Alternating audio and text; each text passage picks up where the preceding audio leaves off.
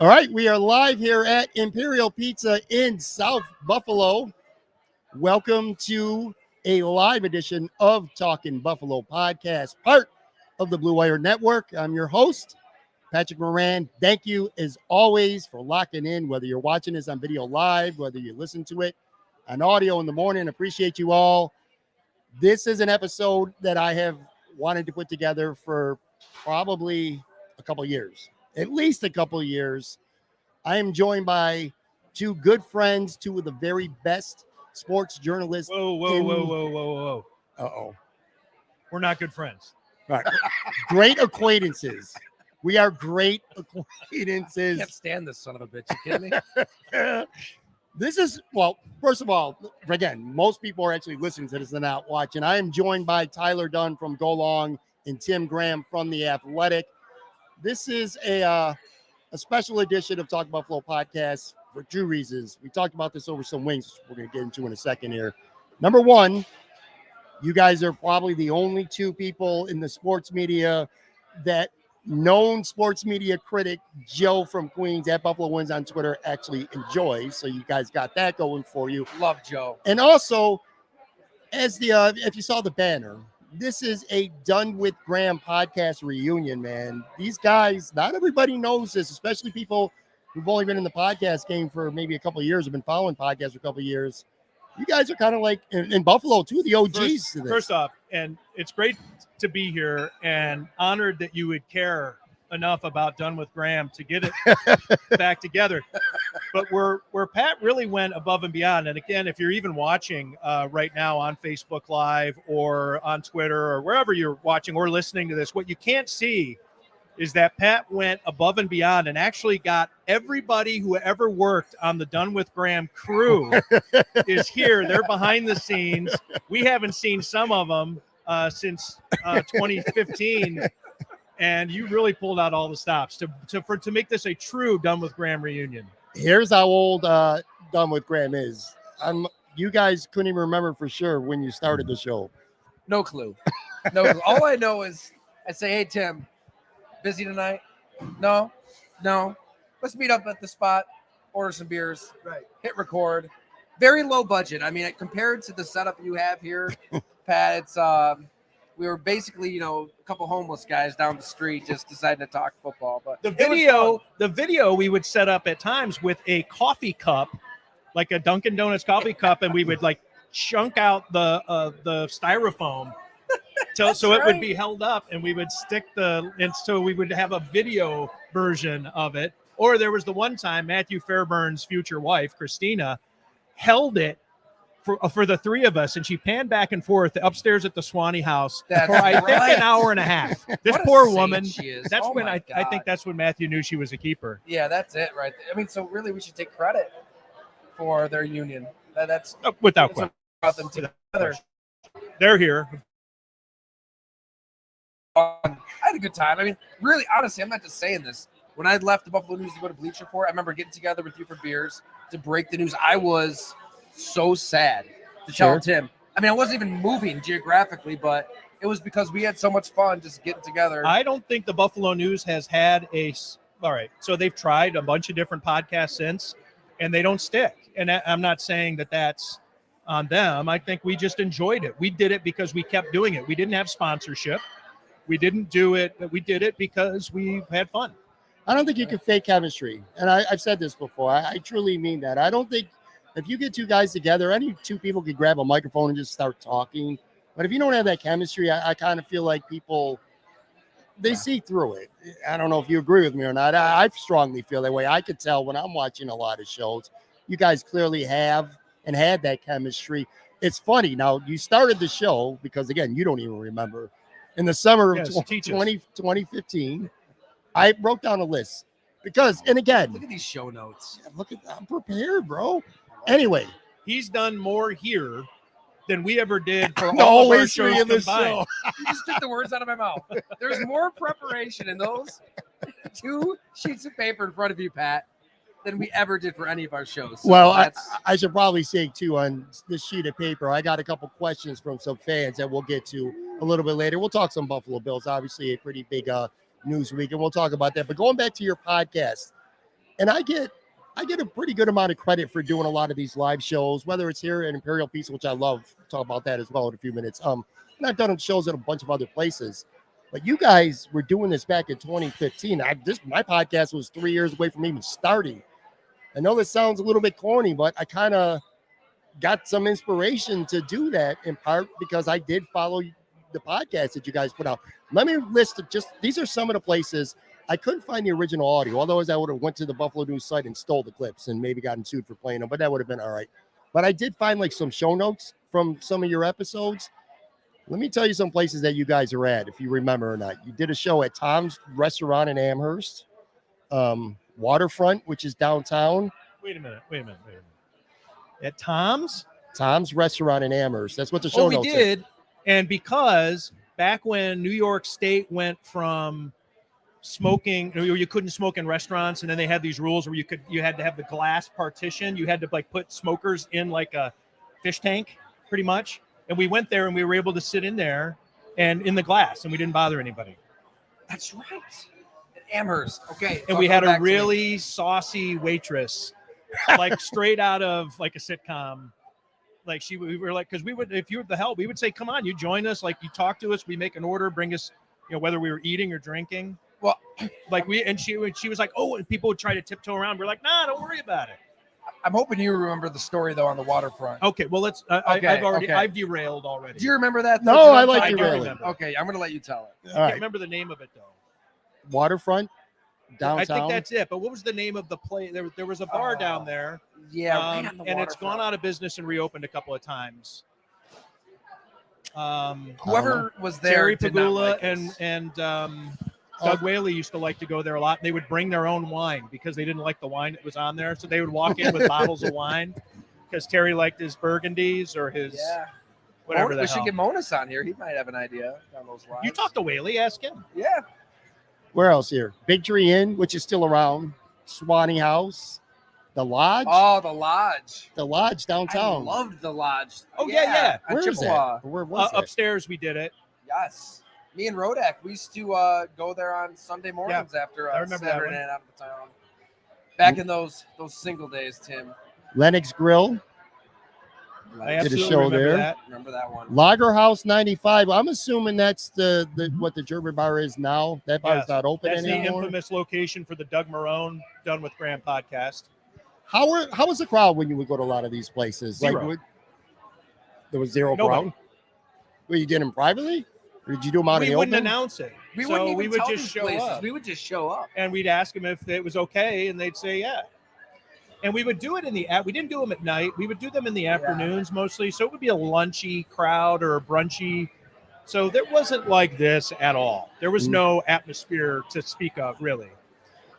Do you remember who had the idea to start the podcast? Again, you were both at the Buffalo News at the time. I do have to take the credit there, Tim. 100%, because you had the podcast in Milwaukee. That's right. Bob McGinn, the legend, the Hall of Famer, Bob McGinn. We started. So honestly, I only got interested in podcasts because of Adam Carolla. I think it was like, I had all my music on iTunes. There was the podcast file there. I'm like, that's interesting. What's people talking, and it's free. Might as well throw this onto the old iPod. Right? You didn't even have it on your phone then. And Adam Carolla was like the innovator. I mean, he did this stuff before anybody even thought about doing it. He just wanted to create his own empire. I found him hilarious. Still do. Listen to him all the time. Talk about him way too much. My wife probably gets sick of me bringing up Adam Carolla. Speaking of, she's watching. She's watching. Said, who the hell's the handsome devil in the middle? Hi, Gina. Hey, Gina. Hey, Richie Lukasik in the house. Look at that. So yeah, they started with Carolla, and I'm like, I think this is the future. It's radio, but on your time, and people can listen when they want. So I just asked Bob, like, do you want to talk about the Packers right here in your kitchen? Like, I'll bring all the equipment. I bought equipment and plugged everything in, and I don't think it did anything. I think we just talked into the computer and recorded What was your equipment when you had Dunne with Graham? Do you remember? It was all Tyler's equipment. It was Tyler's impetus. Tyler ran the show. He was the show, and I was just on it. And I was just somebody that we could have a conversation. Yeah. So really, Tyler brought the idea. He bought the equipment, whether he expensed it or not. I don't even know if you owned it or whatever. Probably expensed it with a journal and then just kept it with me. Don't tell me. I didn't do anything was set up, nothing. It was pretty big. It was a microphone, and I think it was just right into the laptop, right? Play the music off of your laptop to be picked up by the microphone. I know. There was no editing equipment. It was done. It was one take live. No normalization. No putting an ad in front or an ad in the back. We hit record and we did it in one take, and that's what went up. That was the way podcasting was though back then. You know, it's we didn't know what so the audio much. was really until we were done. And sometimes we had some bad ones where the outside noise was maybe too much, Mhm.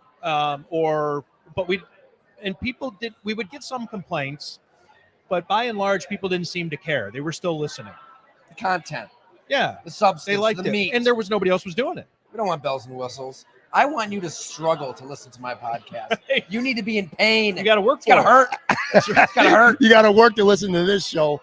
Listen, so I wanted to read a caption from a December 2015 show, and this will give you a kind of perspective of how long ago this was. December 2015. This is what the show notes said. This week on the Dunne and Graham podcast, we discussed Rex Ryan and the Bills head coach's disappointing first season in Buffalo with Tim Graham on the road, so you weren't on this episode. The News, Jay Skursky, who's actually still there. Syracuse.com's Matthew Fairburn, who, of course, now is at The Athletic and has been there since 2018. And ESPN.com's Mike Rodick join us to talk Buffalo. Hold on. Join us to talk from the Buffalo Sports Garden in Orchard Park. Now, Mike's not even like there's been two people now at ESPN.com. What's the Buffalo Sports Garden? I think it's on Southwestern Boulevard, like in Orchard Park. By the stadium. Yeah. Does it still exist? I think so. it does. I think so. I think it does. I never really hear people talk about it. No disrespect to the place, and but we probably put it on the map. Had we not done that podcast, it probably would have gone under. Well, you weren't there. That's why it was so successful. I do remember that show. That was a lot of fun. So we talked about, like I said, That year, though. That year with Rex Ryan. I'm sorry to interrupt. That was insane. I mean, right? Was it fun to cover though? The year to have a podcast and cover the team, probably the most bizarre, just batshit crazy football season I've ever been around. It was something new every day. It was Rex Ryan doing an impersonation of the New York Jets, Rex Ryan. Yeah. And I had covered that Rex Ryan because I was at ESPN.com covering the AFC East. So when the Rex Ryan phenomenon came to be, much beyond just being the Ravens defensive coordinator, I was there for all of it. I covered all of those games. ESPN, they were constantly sending me to cover Rex Ryan those Jets teams. I was in the news conferences. Everything was fascinating. And then when he got to Buffalo, he was trying to do all the same things. And I kept thinking to myself, and Bills fans who would have been paying attention, but not all of them did pay attention to what all the other teams in the division are doing and what the different coaching tactics are. But I was constantly writing Rex Ryan, as he did 3 years ago after a tough loss to the Kansas City Chiefs, buried a football in the back of the end zone to show that they are burying this game ball or whatever the hell. And he had stole that from his time with the Jets. And as his time with the Jets had stolen that from Belichick from a few, he was just doing a bad impersonation of himself, going to the World Series game in Cleveland with his brother, on a Wednesday, I think it was, which is supposed to be the busiest day of the coaching week, right? Yeah. They're just going to drive 3 hours to Cleveland, watch a game, come back, all kinds of stuff like that. I mean, IK and Polly, Sox, Geno Smith. I can still remember being at Pittsburgh Pub with Mike Rodak, Matt Fairburn. We're like, what are Rex and Doug Whaley talking about over there? Like, it's something kind of serious. The next day they signed IK and Polly.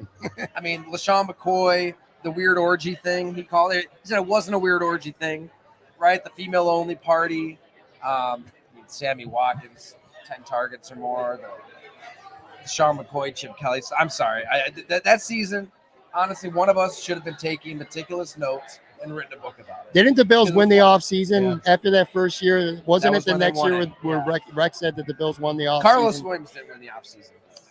The cover of Sports Illustrated from the big tree with Jim Kelly and Thurman Thomas. Yeah. He hadn't even met the Buffalo media yet. He's on the cover of Sports Illustrated doing his thing about bringing Buffalo back. I will say this, though, and this is my mea culpa, and I guess full disclosure, whenever I talk about how much of a gong show the Rex Ryan coaching staff and those years were. Well, first off, those Bills teams weren't bad. Right. I mean, they won. I think they were 9-7 one of those years, 8 or 8 somewhere, whatever. 9-7 They just, with Marone, 8-8, then 7-9. Yeah. They were good. okay. The roster was good. I thought Rex Ryan was going to be exactly what they needed. And the reason I thought that is because the Bills were pretty good in terms of personnel, and the Doug Marone team was a wayward ship, rudderless. And I recall after the game against the Carolina Panthers, in which E.J. Manuel, in a rare moment, led them back after the Bills were winning, I think by 4, with 2.5 minutes left. The Panthers under Ron Rivera march down the field and score, and that's going to be that. E.J. Manuel finds Stevie Johnson. There was a kind of a weird Luke Kuechly pass interference. Luke Kuechly, middle linebacker, was probably 30 yards downfield, committed a pass interference, set the Bills up. E.J. Manuel finds Stevie Johnson. A great win. Mm-hmm. And I remember talking in the locker room after the game to Eric Wood, and Thurman Thomas was in there then, back before Sean McDermott chased all the legends out of there.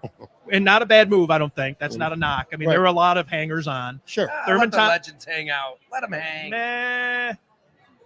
Well, we can talk about that. Thurman Thomas was in there. Fred Jackson and Eric Wood all said the same thing. After the Panthers had scored that touchdown to go ahead, here we go again, same old Bills.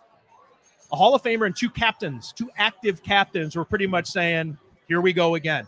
That was a team that needed to believe in itself. And Sure. I thought Rex Ryan was the type of guy that could come in and do a 180. And of course, he coasted. He didn't give it his all. Oh, how about this?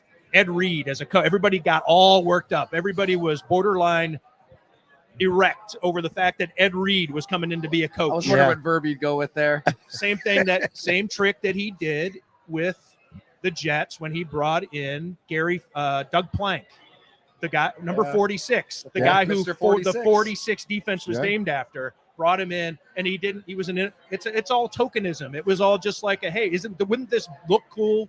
Yeah. It was all done it was all performance art for him. I mean, he ate a dog biscuit at a press conference. He jumped out of an airplane at the Niagara Falls Airport. He rode a bicycle built for 2 with his brother He wore the Clemson helmet to the podium. It was fun, though. It was fun. I mean, for our jobs, it was a riot. Because if Rex Ryan is going to conduct himself this way, the players are going to be themselves. Sure. They're going to be authentic. They're not going to be looking over their shoulders. They're not going to feel like they're going to get that call to the principal's office and told, oh, you shouldn't have said that in the media. So in that sense, I think Rex got it. He treated them as adults. All of these players, even the ones who couldn't stand his scheme defensively. I mean, you get to the X's and O's, it was way too complicated. With Jim Schwartz, it was see ball, get ball. This had checks on checks and checks, and players running in, players running out. They didn't know what the hell was going on half the time.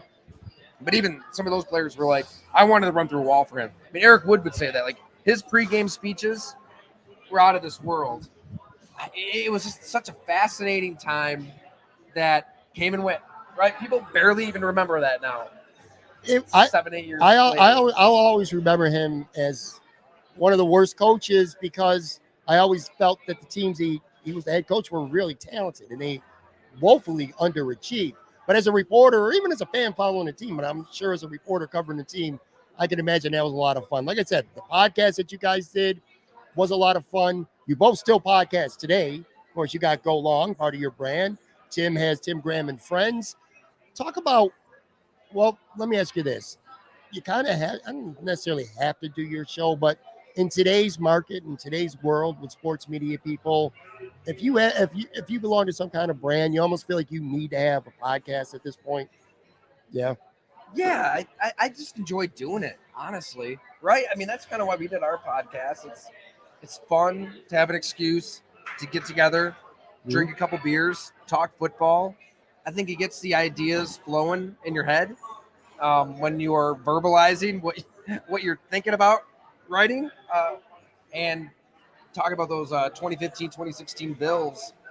Jim Monis was the director of personnel with those teams. So he has so many stories co-hosting the show go on. So I don't know.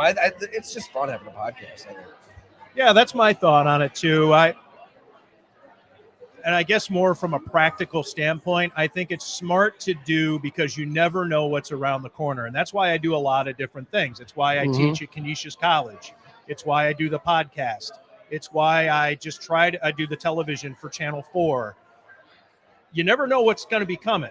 And so I want to be able to more seamlessly slip into a different realm of the business if need be. Now, having Tim Graham and Friends as a podcast doesn't mean that I am qualified to host radio 3 hours a day, Monday through Friday. Sure. But I think I could probably better make that transition, or people can believe it. If somebody ever wanted to give me that opportunity, they'd be like, well, Corey, we've heard your show. If I wanted to get into full-time academics, I have taught classes, that type of thing. So there's a practicality of it for me. But I don't think, and I think we actually talked about this when Sal Capaccio and I were on this show the last time I was here. Sal was of the belief that you do need to have a podcast. I don't. Now, I get paid. I mean, I have a sponsor. I mean, it is worth my while. Sure.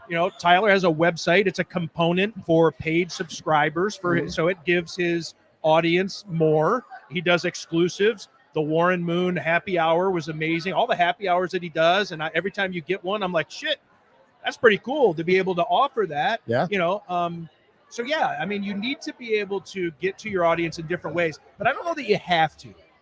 I don't know that you have to, but I think it's smart to do. That's fair. I think it just keeps your brain moving. Like it just keeps you thinking about the storylines of the day, of the week.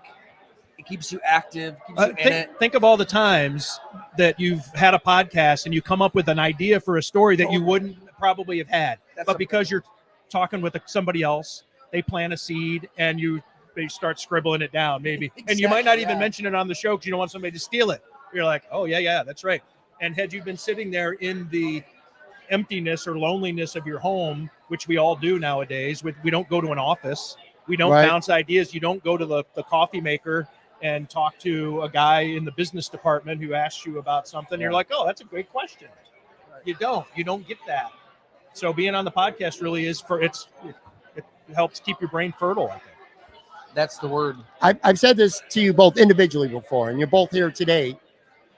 What I like most about both your shows is there's not a lot of window dressing, and I'm not saying this to be sarcastic. I'm actually being serious here. You guys don't have these fancy high-tech cameras, these high-definition cameras, and these studio microphones with boom arms in front of you, and these fancy, intro and outro productions and all that stuff. It's like that. It's nice when people do. So what are you saying? What are you saying about my podcast? I work hard. I work hard on that. There's not a lot. My production takes at least an extra 20 minutes. 20 minutes. 20 minutes. 20 seconds here. I was say you got in by about 19 then probably. Tiki Barber came on. Sorry, real quick. Yep. Got Tiki Barber, who was awesome. Yeah. We had the written Q&A, but I wanted to have the video and the audio component because we talked on StreamYard like this. Mm-hmm. And I knew Chrome is better than Firefox for StreamYard, but I forgot to transition the microphone onto the Chrome. So his audio is amazing, and I sound like a robot from Gumbot on YouTube that we've been watching with Ella.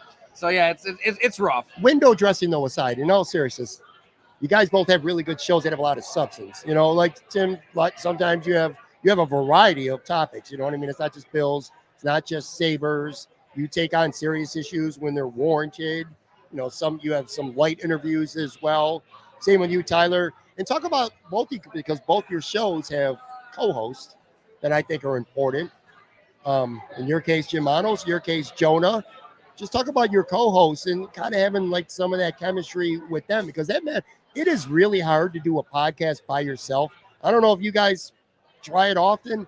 I hate it. I'm terrible at it. I need to have somebody to go back and forth with. How important is it, the co-hosts that you have and what they bring to your shows?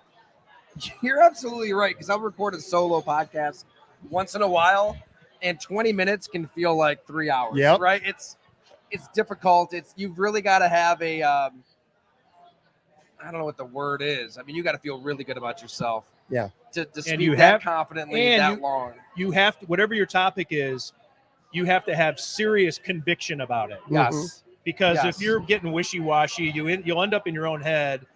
And that's just me talking like with other people. I've never tried a solo podcast. If Jonah's unavailable, I get somebody to come and join me. Mm-hmm. Usually, somebody who is on a specific topic. Because you want it to be natural. You want it to be like we're here at Imperial drinking, which, by the way, I love Imperial because a lot of these bars you order an IPA like Hayburner, and they compensate, the alcohol content of a smaller glass. Nope, 24 ounces Hayburner right there. So to answer your question, though, so Jim Monis became my co-host. It's kind of funny. Like I knew him a little bit. We didn't have much of a relationship when I covered the team. I'd see him at the Senior Bowl, a little bit of small talk. He read everything we did. I mean, he respected the media. He went to school for communication, so he understood our job. And so I obviously after the Buffalo News, went to Bleacher Report for 4.5 years, started Go Long, and I knew I had heard, through some reporting about how much Terry Pagula loved Patrick Mahomes before anybody in the NFL seemed to love Patrick Mahomes. And I knew I wanted that to be kind of like the first big story to launch Go Long with. And then I reached out to Jim Monis to confirm some things, and he confirmed it. And we got together to talk about the whole draft process at Resurgence downtown. He lived above Resurgence at the time. It was during COVID. So you had to order food while you had beer. So I still remember we had like 4 baskets of fried pickles, ate way too many fried pickles, and drank way too many beers. But it just kind of took on a life of its own, telling draft stories from yesteryear and all these different players, all these different teams. And at one point, we're like, you know what? This would make a really good podcast. Yeah. And I didn't forget that. So when it was time to do a podcast, why don't we just get together and talk? And in your case with Jonah, he's like a utility knife. Like he's everywhere. Like that's a guy that could bring something. Jonah's a dream co-host, and he could be, and that's not to say he's like Andy Richter to me. He's like not a sidekick. Right. He is encyclopedic on so many things. Yeah. And of course, it's a little different with Tyler having an NFL only podcast because that is what Go Long is. And I think you'd have to be very careful to not do an NFL podcast if you ever wanted to, because your people sign up for that and you have to give your audience. With me, I wanted to make sure that we had the versatility to talk about whatever, whenever. And so that's what Jonah does. And Jonah is he's the foremost expert on high school and college sports in this town. Yep.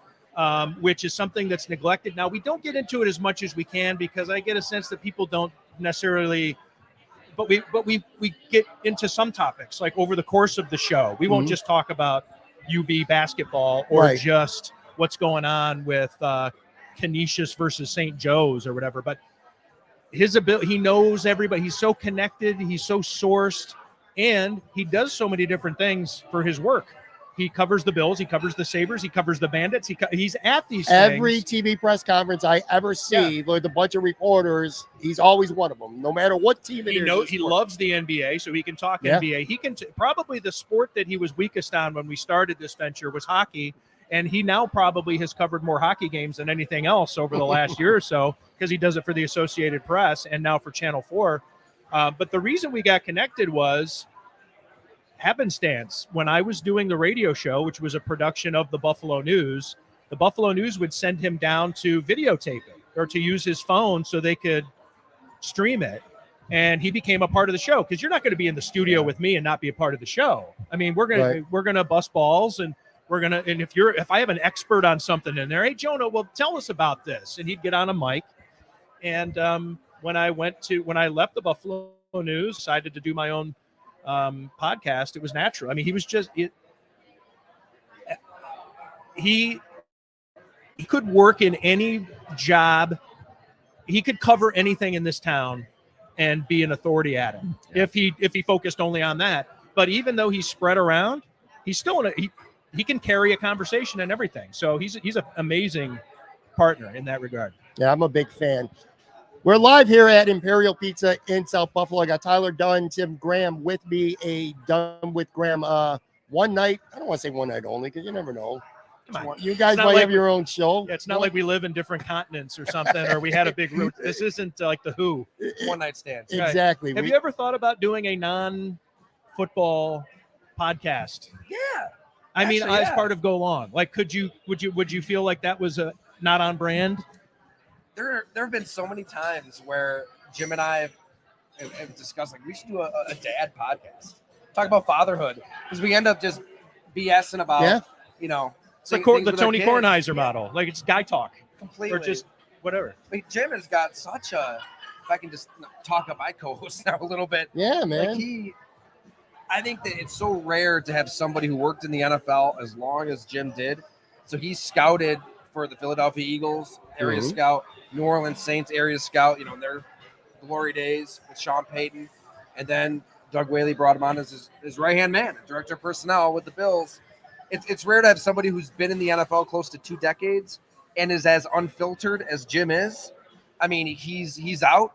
He's content being out. He's happy with his life. He works in the XFL. He's not in the NFL anymore. He's not in the NFL. That's different. That could be different things. Exactly. And with that comes honesty in every possible way. So, I mean, and not just Bill stuff. He's got stories from around the NFL, which is I try to poke and prod and get those stories out of him, and he's much obliged. He's good. I try to listen to almost every episode. I do. Jim's fantastic. Speaking of fantastic, by the way, we're going to talk Bills here in just a second. What kind of wings do we have? Dude, I have wings here so often I don't even remember. We had medium. They're medium here. They're medium everywhere. Chevetta's hot. Tim, that was yours. Loved them. You love them. We had hot garlic parm too. Those are some of my favorite. This place is just so consistent. I really do. I love the vibe of this place. Every time I come here, I'm not a big garlic parm guy, so that was I had them. They were good. Yeah. But that wasn't something that I'd order. But the Chevetta's hot, I'd order every day. Yeah. Good stuff. Really good here. A little bit loud, man. Nice crowd here tonight. A lot of people came out to see Law and Order, which is on most of the TVs here. See, this is that period after. Yeah, Stanley Cup, the hockey's over, basketball. No hockey, you got to get a baseball game out here or something. I'm sure there's, a player on a team that's in the best shape of their life. Worked with the trainer, got the body fat down, right? Recommitted. I'm sure that storyline's out. I mean, that could be on some TVs. Thank goodness for Stefan. What an effortless segue. Horse racing on one of them. Yeah. Like parimutuel stuff. I want to talk Bills, but when it comes to Stefan, look, I'm not going to sit here and sugarcoat things or, have a 20-minute build up to a question. I'm going to ask, this is for both of you too. What's your read on everything that's went on this week with Stefan Diggs? It obviously is a big story, and had he not went to practice Wednesday, I think this would have been the only story probably that fans cared about anyway, probably for the next 5-6 weeks. So he showed up Wednesday, but Tuesday when he didn't go to practice and Sean McDermott's comments, I don't know, just generally speaking, I want to hear from both of you. Like, what is your take right now on what's going on with Stefan Diggs? Like, what do you think he might be most upset about? Is it easily fixable? Where do you think they're at right now? You want me to start? My take is I don't have one. And I've been trying to find out what is the issue. Yeah. And I don't know. And everybody's been really tightly lipped about it. Yeah. I've been told that it is not Ken Dorsey, if you want to strike that one off the list, because that's about all I could wriggle out of one of my sources. And when I generally come up with a column, I'm not, and we've talked about this on the podcast, we've talked about this, whether it be here or over beers, and I've just said it on all kinds of different platforms. So people have heard me say this. Maybe they haven't if they listen to this podcast. I would not make a good columnist like Jerry Sullivan or Bucky Gleason. I can't shoot from the hip. That is a skill to do, especially on deadline. Sure. For me to have an opinion on something, I get as much information as I can before I have an opinion on something. So the fact that I don't know what the issue is, it might be something incredibly profound. It could be something really stupid and juvenile and silly. So at fault here, or if anybody really is, my only opinion so far is that this was an incredibly bad week for Buffalo Bills communications department or the whatever process everything had to go through of like how we're going to say it. Maybe Sean McDermott this was him shooting from the hip. Maybe this wasn't talked out. But if this wasn't planned or expected or not well thought out before Sean McDermott sat down on Tuesday, that in and of itself is a failure. And I think that there's a belief, I don't want to get too much on a roll here, but it seems to me that there's a belief that the Bills culture has been so established that it can run on autopilot. It doesn't. You have to maintain culture like you would have to maintain a marriage. Like it just doesn't run on itself. And so this was an instance where maybe they thought, all right, no big deal. We're going to get through this. Our culture is going to pull us through it. And it was self-inflicted wound after self-inflicted wound after self-inflicted wound from what McDermott said to the Bills tweeting it out as though it were breaking news with a photo of Stephon Diggs looking like he's got an attitude and making sure that the C is on his shirt so you can see that this guy's a captain. Yeah. It was, you could have used any other pic. You could have used all kinds of pictures. You could have used a generic photo of a Bills helmet. But no, Stephon Diggs is not here, and Sean McDermott is very concerned. The Buffalo Bills itself said this with thought. And then the back and forth, he was here and then he left, and then the agent saying, no, he didn't. And then the word salad that Josh Allen put out there, where you could, whatever you thought, I'm sorry, Tyler, I'm going on. Go ahead, man. Whatever you wanted to think, whether you're Team Diggs, Team Bills, Team Josh, whatever it was, whoever side you wanted to be on, if there is a side to pick, we don't even know. You could take words, you could take significant sentences from Josh Allen's news conference and say, see, I know. See, because he said 50 different things that really didn't explain anything. It's not contract or it's not football related. Okay. And then his agent says it's not contract related. Okay. And then it's teamwork related. Well, that sounds like football to me. Yeah. You know, is it coaching related? That would be football, wouldn't it? Like, so what is it? Like, what's this word salad? Again, I'll use that word. And it was poor all the way through. And then whatever happened on Wednesday where they had to walk it on back was embarrassing further. And then Stephon Diggs still doesn't talk, which means we're going to be talking about this for another month and a half. So culture, bad week for Bills culture this week is what I think. And I don't know I don't know why Diggs is upset. And until I do, I'm not going to have an opinion on that. But what I will say is this was a mess that didn't have to happen. What do you think, Tyler? My first reaction was to laugh because, to your point, Tim, it was, I mean, first of all, this is the easiest slam dunk, grand slam, public relations pocket in the NFL calendar, right? Hope is in the air for every team. I've been just the last few weeks, I was in Jacksonville, Tampa Bay, Detroit. You go into any market and you get excited about that team. And this might be the best roster in the NFL. So it's really easy to get excited about the Buffalo Bills. It's even easier for the Buffalo Bills themselves to get you excited and to get you buying season tickets and to quell any fears you may have. They had a pretty good spring, I think. I think they signed some good players, had a really good draft. I mean, we'll see if Dalton Kincaid works out. We've got Josh freaking Allen. And then they just stepped in it. Sean McDermott stepped in it. I chuckled because it was like one day I'm on the Bills Twitter account and it's Pride Month and I'm clicking a link and I'm learning about Zir and here pronouns. There's the chart. And a few days later, there's Stephon Diggs with the captaincy and they're very concerned. So hard turn there for the Bills. Zir and here's to what's up with Stephon Diggs. So, yeah, it's strange. I guess if I was to have a take, I'm kind of where Tim is. It's hard to really have this fiery hot take when we don't really know why. You don't know why. But clearly, he went to Buffalo. He went to Orchard Park. He showed up ready to – I mean, unless it was all orchestrated by Adisa Bakari's agent, by Stephon Diggs, I don't think it was. He came to participate, we don't know that. Maybe it was orchestrated. Maybe he was coming just to talk, and that was going to be it. Could have been. Yeah. But to have this meeting. That's why we're quibble. Everything's going to be a quibble. Right. You're right. Something happened, though, in this meeting, because we've seen Sean protect players in that press conference setting, and he had no problem saying, like, very concerned. And basically, I don't know where this is going. If it was an excused absence, that's all he needed to say. On Tuesday, there would have been a follow-up question about is it injury related? He would have said, no, it's not. Maybe there would have been a follow-up question about that. And he could say, well, you can ask Stefan about that, but we're not going to get into it. It's excused. And whether he wanted to add a phrase like, we're okay with it, we're fine, then that would have been the end of it.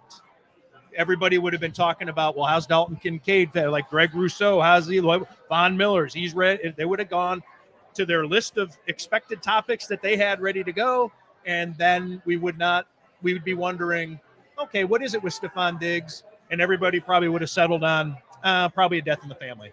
Or who knows? People would have they would have rationalized it as not a big thing. Move on. We'll see him at the end of July. This is a tumultuous time right now. I'm not saying that it was I was pulling that out as a random example. Absolutely. So like, this is a tumultuous time. And look, you guys, when you work in this business, you know, you're going to get criticism from fans, some of it warranted, some of it obviously not. But like, this week is kind of like a slam dunk. This was team and head coach generated, yet you see it on social media. A lot of these fans are losing their shit and they're blaming the media. Like, the media is driving the story. The media is making this a bigger story than what it is. And look, maybe there are some times, not this obviously, but maybe there are some stories here and there where maybe the media does make it a bigger story. I don't know. Who's to say? But in this case, I didn't even go to practice. Yeah. I reported from home. I tried to do what I could on Tuesday when this was a story. And I actually put a poll up. I said, I was supposed to be on vacation. Do you want me to show up to practice tomorrow? Yeah, I saw that. Or do I take off? Or do I what was the sleep result? in? 80% sleep in, check Twitter. 80%. Does it aggravate you, though, when you see so many fans blaming the media for what happened this week? Again, I know you got to roll with the punches sometimes when some people say some things as part of the gig to an extent. But like, how much does that get under your skin? Because, again, it could be more obvious to every point that you made. And then Sean McDermott talking and saying, I'm very concerned. Said it twice. That's the story. That's where the story comes from, not the media writing some bullshit narrative. I mean, personally, I'm not just saying, I really don't care if we're criticized in the media. I mean, maybe a message here or there, depending on where the criticism is coming from, might bother you, but I'm sure you've had this moment in your career too, Tim. I mean, after I did that Bleacher Report story on Aaron Rodgers, Mike McCarthy, the Green Bay Packers, and Aaron Rodgers sits down with his buddy Jason Wilde out there and, you know, blasts away and lies basically through his teeth. And then, I don't know, all these fans who genuinely wanted to learn something and, you know, read an autopsy of what happened in Green Bay. There's a lot of interest in that. They read stuff they didn't want to read, but they wanted to learn. And then it kind of flipped with a lot of those diehard fans when Aaron went off. You know, he's calculated like that. He's a master manipulator like that. He knows what he's doing. He knows what he's doing right now. And you know, when the death threats start pouring in, and I deleted Twitter from my phone for a week and ignored it. Hung out with my wife, hung out with Ed. We had no kids at the time. It was glorious. Mow the lawn, get out of there. But after all that, like, I don't care. I mean, as long as you're confident in the way you're reporting something, you know, like the 13-second story we had to go on a couple years ago. Yeah. You know that it's going to ruffle some feathers. You know it's going to piss some people off, and that's okay. That's fine. But as long as you're confident in it, I guess I don't really care. I didn't even see that reaction this week. I saw a lot of it. What do you think, Tim? Like, we were talking about this over our wings here at Imperial. Sal Mariano was like in the weeds with fans today, and he basically said, what am I supposed to do? Not ask questions to athletes anymore? Is that where we're at? We're not supposed to talk to them anymore? Fans prefer less information. And a fan, which I got to admit was kind of funny. I'm not going to lie. He says, maybe you should stop being so fucking nosy. That's what a fan said to a reporter. Maybe you want reporters who aren't nosy. Just stay in the back. Well, there are plenty of them that aren't. Yes, there are plenty of them who will just more than happy to write about whatever is said at the podium. And right off the podium. Fine. My take on it is, I think, and I don't know when it stopped, whether it was 5 years ago, 10 years ago, I don't know, maybe even more recent than that. I think I built up some calluses to that sentiment.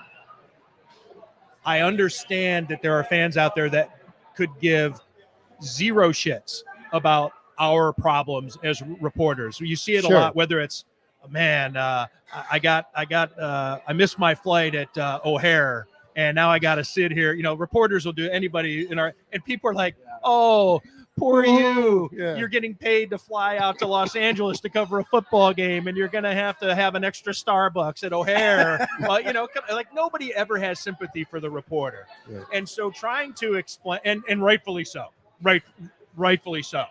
But then there are also the people out there who don't understand what we do and never will and don't want to because we are, by and large, assholes in their minds. Like these guys, they get paid to watch sports. Mm-hmm. Shut up. And when I want to be able to pull the tap and give us information of my choice. And I'm going to choose the beer I want, right? So they lose the nuance of how this information comes to pass. And if it's information that is displeasing to them or causes them anxiety or stress, like Stephon Diggs not being there, a lot of them don't want to hear it, or they want to be lied to. And this is something that I've said before a number of times. I had a boxing promoter once tell me when I was in my late 20s, and I'd covered boxing for a long time.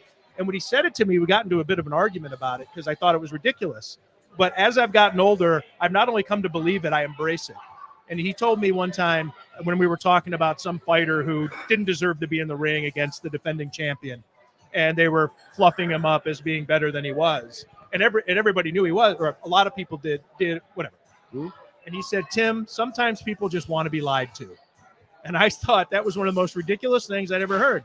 And no, a lot of people who think DeAndre Hopkins is coming want to be lied to. And if you give them any harsh truth, then you're the asshole. And that happens in our line of work so much that I think I've just come to be somewhat numb to it.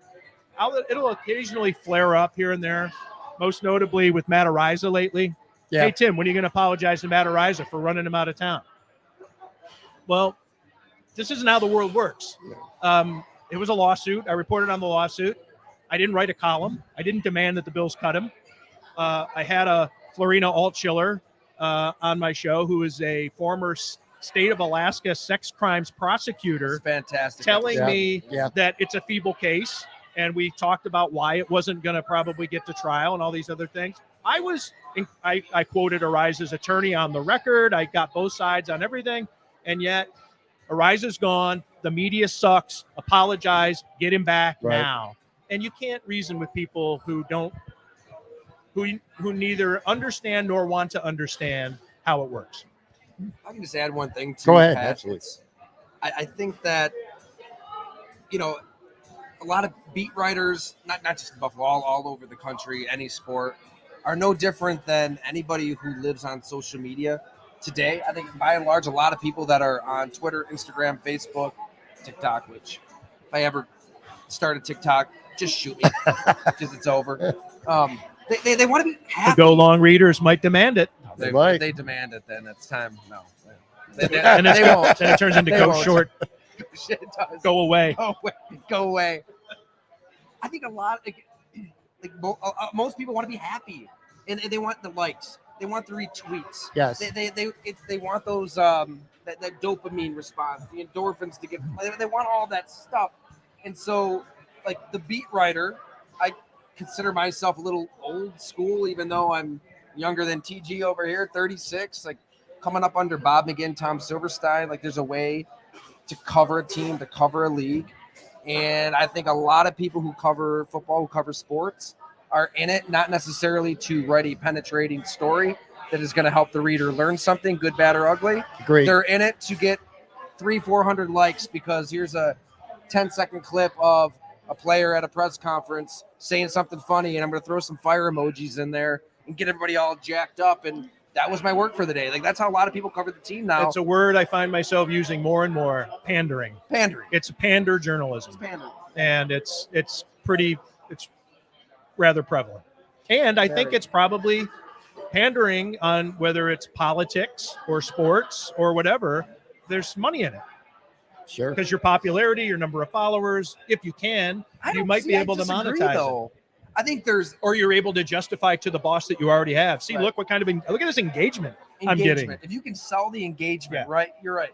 Because I look at it in a different way, being on Substack, where if I do a tweet like that, it gets a bunch of retweets, a bunch of likes. Maybe it strokes your ego and you feel good about yourself in the moment. It ain't gonna earn you a dime. Like, it's those deep dives on a team trying to figure something out behind the curtain that the beat writers aren't going to dig up. Sure. That is going to sell, that people are going to pay for. So I'm going to put my attention toward that. I don't want to refresh Twitter all day and try to get you to like me. The irony when you guys said pandering is Joe, I keep bringing him up, at Buffalo Wins. He's a guest of mine on the show sometimes. He calls me pandering Pat all the time. Says that I pander to my guests. I don't know. Maybe I do. If I do, I do. Hey, it's okay to just be a nice guy. Exactly. Thank you. You know, it's not always being a nice person isn't always pandering. Joe. Finding the good in people isn't always You're a pandering, Joe. But anyway, I did want to ask you too about Sean McDermott. Do you get a sense? I don't know how much you guys been around him and all, but that he might be hard to work with. Or all coaches, maybe head coaches, hard to work with. I mean, Yes. you got some coaches who've left, and I don't want to speculate why or whatever, but some coaches have left for lateral moves. Some coaches decide to take a year off in February, you know, just without knowing Coaches like who weren't fired but took a lateral move. You mentioned the phrase lateral move. Yeah. Who weren't fired. One thing to be fired and then take a lateral move. It's another thing to say I want out and to take a lateral move with a lesser team, no less. Yeah. I think that he is hard to work for. That is not necessarily a bad thing. That's a sing-songy way of me saying I think there is friction there. Some guys are hard drivers. I mean, I'm sure that, but you got to have winning to back it up at some point. And is a lopsided regular season record enough after a while? Bill Belichick can get away with it. He's got all the Lombardi trophies to show it. Chuck Noll could get away with it. Tom Landry could get away with it. These are all hard asses. Don Shula could get away with it. There are a lot of hard-ass, successful coaches. You don't have to be liked by your assistants. You need to all be on the same page chasing success. So I'm not willing to say that one thing means plus or minus. Sure. But I do think that he is hard to work for. Tyler, I remember having you on the show here at Imperial back a couple months ago, and you talked, and this resonated with me. You were talking about the team having a lot of regular season success and a lot of these players like Tremaine Edmonds looking really good in the regular season, Ed Oliver, and then the playoffs come, and it was a disappearing act. Counting the head coach as well, you know what I mean? Last couple of years, the way they've lost in the playoffs. One dramatic 13 seconds, the other one was just a pummeling that they didn't look like they were ready to play on that day. You got to feel that way with Sean McDermott too. It's like not only just being difficult to work with, but not that the seat's not hot. I'm certainly not suggesting that, but like him and then I suppose Josh Allen too. Like the pressure right now, do you think it's more ramped up this year than it ever has been? Should it be at this point? I mean, this is my opinion, but I think that if you are ownership and you're looking at the most important people in the organization right now, it's Josh Allen. Yeah. Look at how much he's getting paid too. Mm-hmm. He makes everybody's job easier. He's keeping people employed.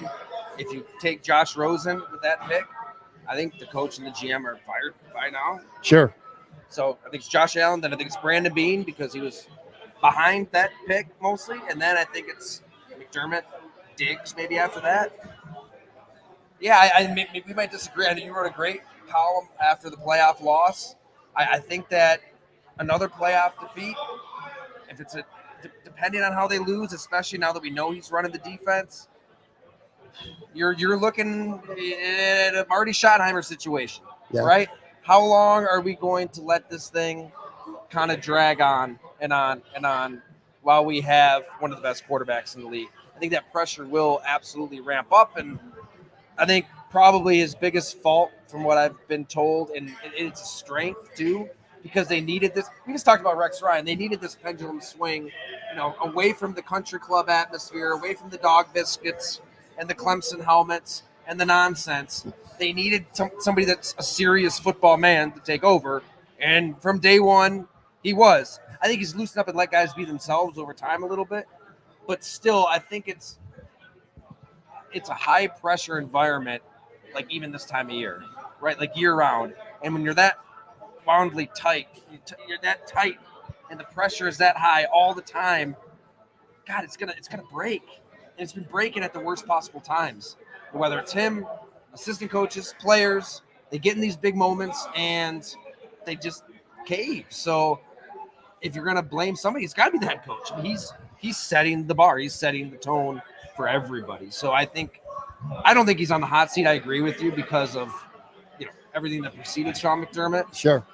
But you've got to ask yourself some hard questions. If you really, it depends on how the season goes. If Josh Allen throws for 5,000 yards, 40 touchdowns, defensive meltdown, they lose again, I think you would have to seriously consider doing something. We'll see. What's crazy is I think we all just assume that they'll get to the playoffs. Maybe we shouldn't, but we probably all do. Nothing really matters to the playoffs. Yeah. Really. Well, we learned that last year. I want to get to a couple fan questions before we get out of here. A couple of these are good ones, too. Tony wanted to know. He goes, part of this is a joke, but part of it's a serious question, too. He goes, I feel like having them talk about being long-form writers in a world of short attention spans would be an interesting listen. Then he says, if you could squeeze it in between their favorite Bryan Adams song and the race for the fourth quarterback. I went to a Bryan Adams concert on Tuesday night, by the way. Here, Joan Jett. Fucking great show, by the way. He kicks ass, so I don't know. I don't think you guys are Bryan Adams fans. But I'm a big Bryan Adams fan before he got into the ballad phase. Okay. Much like, or he went from rocker to pop chaser, to money maker. Sure. And there was a big difference, obviously. Sure. But talk about that Phil that Collins question. type track. Yeah, Phil Collins, absolutely. I like Phil Collins too. But I'm a cheesy dude. I was a mainstream '80s pop music kind of guy, so that was definitely my lane. But asking that question though, because you both are excellent feature writers, long form writers, in a world where people are, short attention spans are getting shorter. Just talk about that a little bit, the challenges of still doing what you guys crank them out, and it's unbelievable still, but. You know what I'm saying? Do you feel like that sometimes? The market, not the general, at least part of the market anyway. It's just people who are, I hate to say the word dumber, but their attention spans aren't as long as they used to be. Makes you work even harder, I would think. I'm hopeful that there's going to be a snapback, right? That there's going to be this revolt against where society is right now, and that is living on our phones, staring at a screen, operating as these cyborg zombies without brains, being fed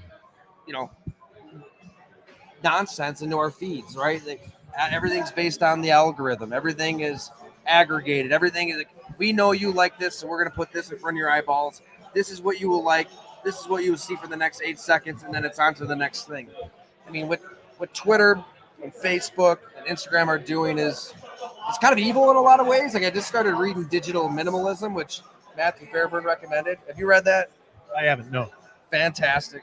All about how we can somehow combat what's happening in the world right now. And I don't know. I think that at some point people are going to want to take their brains back, I hope. Yeah. And say, no, I refuse to give in to this. And I will set aside 15, 20 minutes to read a story. Me too. Read a chapter of a book. Learn something, because I only have so much time on this planet, and I want to be an actual human being with my own thoughts. So I think that's kind of what we're both banking on in the sports world, that folks would like to actually learn something and not just hate the media for being negative and talking about stuff, like you were saying earlier. Ethan Strauss wrote a really great column. We talked about it a little bit this week. To your point, or to Tony's point, he basically wrote, it's kind of depressing, that TikTok Zoomers are replacing sports writers. Yeah. And he kind of took a leap with the Athletic layoffs and the rise of the Cavender twins, those basketball players, and Olivia Dunne, and a lot of these females in college sports. They're not even that good. The basketball twins, they're okay. They're not WNBA players, but they're making millions. Baby Gronk. 10 years old. 10? A little video clip is generating way more revenue than the beat writer. I'm not there yet, because I think that there's a niche of people out there who still want to learn, still want to read. And I'm a one-man band, so I'm not reliant on a corporation to wage these wars and hope that most people want to go the other direction. I'm just, if a few thousand people want to keep reading, great. We'll see. It is worrisome, though. No, I'm sure we think about it all the time. we can all agree attention spans are getting shorter. Yes. It's harder to get through. You still break through to people. I mean, if you're good, people are going to find you and they're going to read you. You know what I mean? But it's like it probably is getting harder and harder because of just how people are nowadays. I don't know. Maybe I'm wrong. I kind of agree with You that. are. I mean, people are living simulated lives, right? Push a button, get food delivered.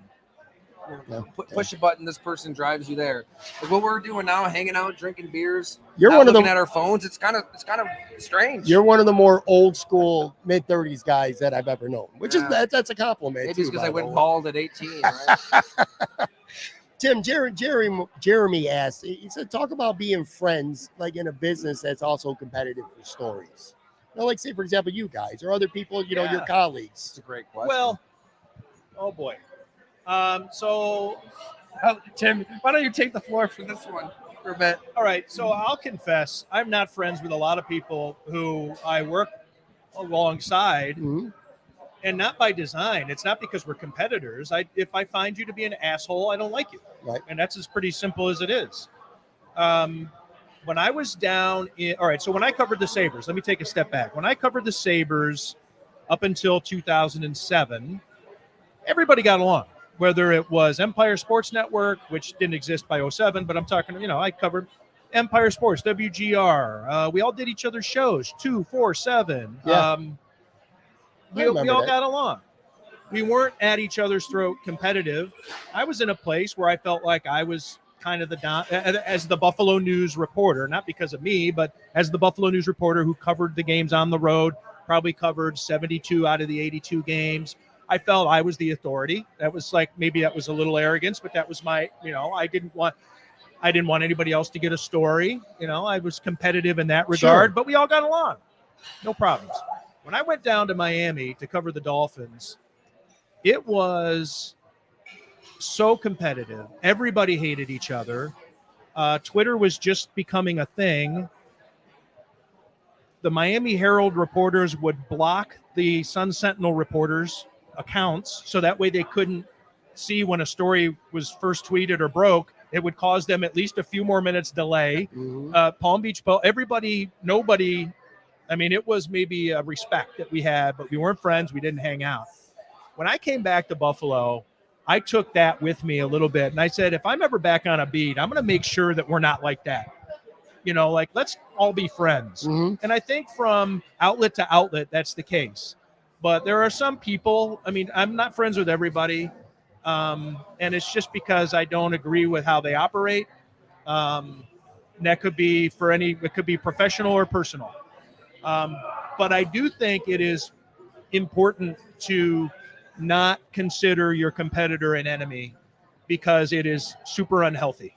Yeah. It is healthy to want to walk through those doors every day and see people that you like. You're not walking through there because you're going to war or you're going to end up sitting in the press box next to somebody you can't speak to or so it's just it's not healthy. That's fair. Were you going to say something? I'd love to add a few more things. Oh, absolutely. That's all right. Go ahead. I just, I mostly agree with everything you said there because it's like, this is your job. This is your life. Do you really want to be miserable and go to war every day? And I mean, we were friends with other people. Beers just last night with John Morrow, and we do that regularly. He Yeah. and I are competitors. Yeah. And we actually share ideas. He was telling me a story he's working on, and I thought, and we were talking about what would be the lead on this, and we're like, oh, that's a good idea. We start bouncing ideas off each other. Technically, we're competitors, but I think he helped me write a story. I helped him write a story in terms of the thought process, because in the end, you also have to have enough confidence that even if we're writing the same story, I think mine's going to be better than yours, and he thinks his is going to be better than mine because he's going to make an extra phone call or he's going to approach it a different way, and we're comfortable in it because we're not in a dick measuring contest. Yeah. We're comfortable in where we are, Right. and we're both going to write a story. That's great for everybody. And we're like, all right, I'm writing that too. Here's mine. Oh, here's my. Oh, See, I don't very like, nice. I don't like telling people what I'm working on. I like staying in the dark a little bit, competitively. And it was really interesting in Wisconsin to bring it back there because, I mean, Bob is the most competitive person in the business I've ever been around, and it definitely rubbed the competition the wrong way. At training camp, I mean, he wouldn't talk to other writers at other publications. Mhm. He's zeroed in. He's working. There are some His reporters who won't even help out reporters at their own publication It's true. because they are so paranoid that they don't want somebody else's success to knock down their success. Because if you're successful, that makes me look bad. That's incredible. So I'm not going to share a phone number with you, or I'm not going to share an idea with you, or maybe I'm hearing something. I'm going to keep that to myself. I mean, that's how insane some people can get. But by and large, I feel like the problem today is, and I'm just kind of thinking of where the Packers beat is now, and talking to people at some other beats. I think it is a little too friendly, honestly. Sure. I think some beats are too chummy, that they might be in a locker room, all getting quotes, all share each other's quotes, all like Maybe transcribe. that's good, Tyler. No, I think that's kind of It's good for me. It's good for you. It's good for us. Yeah. Yeah, maybe I should shut up. I mean, it is great. No, everybody that's working as an amoeba, continue to do so. That is what you should do. But it makes no sense. I guess if you're getting paid, if you're getting a salary, you're getting paid regardless. You want to punch in, punch out. I have to post a a story today. I got to post a story. I'm going to write up, like you said earlier, right off the podium, and you don't really care, then you would operate that way. But shit, don't you want to do something different? Be original. Write something fresh. Report something fresh. Like go the other direction. Like it's kind of wild to be in some of these locker rooms, and I kind of parachute into all these different markets now. I'm not shit talking everybody. There are a lot of really good reporters out there. Absolutely. And a ton. I could list them off one by one. But a lot of beats, it's kind of like there's a player talking and everybody just moves to that player. And they all write the same stuff. They all share the same quotes. Like, don't you want your publication to rise up and be independent? You know, I go somewhere, I'm like, I better do something different that's going to make people want to subscribe. So, like I said, everybody continue to operate as amoeba. And I'll get on. But there is a healthy balance. You can be friends with people that you're competing against and still want to, not kick their ass competitively. Yeah. We were like that the one year, Mike Rodak, Matt Fairburn. I mean, these are some of my best friends, in the business. So I think one of the guys who we get along great, and we didn't really at the time because we still didn't know each other. But when I was in me versus Jeff Darlington and Armando Salguero was a pretty good dust up. There's a fight. That was on a daily basis. Sure. And we didn't talk much at the time, but we do now. Yeah. But that was, I think that if I'd stuck around there a little longer, we eventually would have gotten to a place where we are now. But at the time, we were like, man, just haymakers. I mean, this was the 1 in 15 year, and the Wildcat coming in next, and Parcells and Cam Cameron gone after 1 year, and Huizenga selling the team, and Ricky Williams back from a weed suspension, and Zach Thomas done for the year. Jason Taylor's on Dancing with the Stars, and Parcells can't stand it. And it was every day we were coming up with something. It was fun. It was, and we weren't enemies. We just didn't. Sure. We just didn't know each other at the time. Sure. And now we are all buddies. Yeah. I got two more questions. This one's for Tim. I know you've told this story before, but this guy listens to every episode. He says, Mark David, to celebrate the Dunne with Graham podcast reunion, can you ask Tim to tell you the Doug Marrone story? You can't do it quickly. I think that was a whole episode. And there are so many different things the little things that are as hilarious as the big things, that to do it in a short period of time would do it injustice, because I would leave something out important probably. But it was amusing to me. And I think had it come in a different point in my career, I would have been scared shitless. Yeah. But I wasn't. I was established at the time. I was in what year would that have been, Marrone, as head coach? 2013 or 14. No, he was after Ryan, right? He was after Rex. Oh, no, he was before Rex. I'm sorry. Rex. That's right. He was before Rex. Right when Terry bought the team is when he left. So, so I'm in my early to mid 40s at the time. I'd been covering the NFL for a long time. I didn't have much respect for the PR guy who called me into the meeting. So when I sat down, I had a DGAF attitude, and I kind of let them know it. And they didn't like it. They didn't like that I wasn't scared. And the meeting had some twists and turns. And by the end of it, Doug Marrone was MFing his PR guy with him out of the room. had a dip in his mouth, was sitting on the chair backwards. I think he taking his suit cut out. Like now we're two dudes talking. But it was over, just to give a quick, because people probably wonder what the hell. I had tweeted, EJ Manuel had a knee injury. Doug Marrone said he was going to play. Turned out he ended up having surgery that week, and now he wasn't going to play going into a game against the Patriots. So on Twitter, people are going crazy, and I kind of compared it to a boxing promoter, and I said that Doug Marrone was saying things for effect, much like, we were talking about. He was trying to get his team encouraged for the week. He didn't want to say that EJ was done for the year. He was trying to say something to get him through the day and to keep his team having hope going up against Tom Brady in Foxborough. And so I was trying to explain that Marrone was wrong. He was saying things for effect. The conversation there went down the boxing analogy, to which I said something about Don King being a liar. Sometimes they just lie. That turned into, are you calling me a liar? And I was saying no. And then I had to explain to him how Twitter works and what the phrase for effect means. He's like, what do you mean I say this for effect? And I said, well, you're trying to, and he's like, no. What does for effect mean? I was like, okay. So in my mind, I'm like, this is getting worse for him. It's like, and I'm not, anyways, the upshot is, he gets on the plane, sits next to Russ Brandon, and according to Russ Brandon says, you cannot believe what just happened. And he blasts the PR guy again for setting it up. The PR guy says it was Marrone, like after the fact. Scott Birch told me it was Marrone's idea. Who cares? It was embarrassing. And I was not sworn to being on the record or off the record, so fuck off. You want to do this. But the thing was, they're about to go play the New England Patriots. This is I guess I left that. It's happening at the airport before they're boarding the plane. That's the best part. It's at an airport hangar at the private, with like we got Law and Order still on the TVs. It was like a break room with one light hanging over a table with a mini fridge and a sink. And, the whole rest of the room's dark, and the PR guy's back in the corner in the shadows. And they're about to go play the Patriots. And Marcel Darius is going to be benched. So he's about to go into this game without one of his most important. And this is what he's concerning himself with before boarding a plane to go play the New England Patriots. Amazing. He's not looking at film or taking a look at the game. He wanted to find out if I thought he was a liar. And probably because the PR guy got in his ear and said, Tim Graham's calling you a liar. He's probably like, what? It was all ginned up, and it was stupid and quite funny. Quite revealing, really. I mean, you got to look inside the psychology of the person running the Buffalo Bills. I got they basically allowed me to see how awful it is. If right?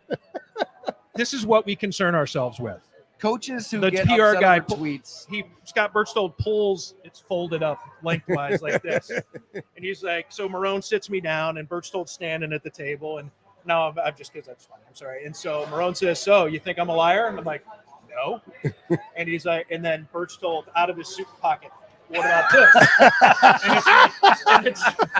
and it's my tweets and highlighted. And I knew that's why I was being called in. So I was already like, and as soon as he did it, I was like, giddy up. All right, let's do this. At the airport hangar with Lord knows who they bring into that room. Right. At the airport. Yeah. You know what? I had one more question, but it's not even important. What perfect way to end this episode by hearing that story. But the Bills aren't dysfunctional, or weren't at the time. They weren't. No. They were not. You said he threw off his suit coat. That reminded me of when I went to Syracuse and he became the head coach at halftime of a basketball game. Real guy. To introduce himself to the students. He went out on the basketball court. He said, if you don't know me, I'm the kind of guy that's got to take my coat off. And he ripped the suit off, and he professed his love for Syracuse. That was the dream job. He'd be there forever. I think he, lasted a couple seasons. Right. You guys both have a podcast. When you end your shows, does it feel natural to you? I say that for this reason. We're at the end of this episode, and I've been doing this now. It's like 587 episodes. A lot of podcasts. Well, I still don't feel comfortable and have a natural way to end my episodes. Like, is there anything specific? Like, do you have? Actually, I listen to both your shows, so I know this. Just clock. Yeah. No specific way to end it. stumble and limp and Yeah, dive stumbling over to the that finish end line. line. That's about it. All right. Well, we were here live tonight from Imperial Pizza. Can't thank these guys enough, man. Two of my absolute favorites. By the way, two people that I haven't known you guys in person for all that long, but our We relationships go back to the go early back. aughts. Absolutely, man. And I remember hitting you up about some Joe Macy stuff. And you were kind enough when you worked at ESPN.com, and I had my blog that you would put up a link to some of my stuff. And Tyler, man, we're going back. Holy shit, what, 2006? Something Buffalo like that Report- around. Football report days Buffalo, at scout.com. holy shit, That's man. right. Tyler was my boss, man. I think you've done all right for yourself, too. Oh my God, that's another podcast. Yeah, that was fun. But Tyler we go Dunne. back, and you know my wife. Oh, And you know man, our very best good, friends? very good friends with Gina. Incredible. Yeah, awesome. So, for Tyler, for Tim, I'm Patrick. Thank you very much. Be back with another episode soon. Take care, guys.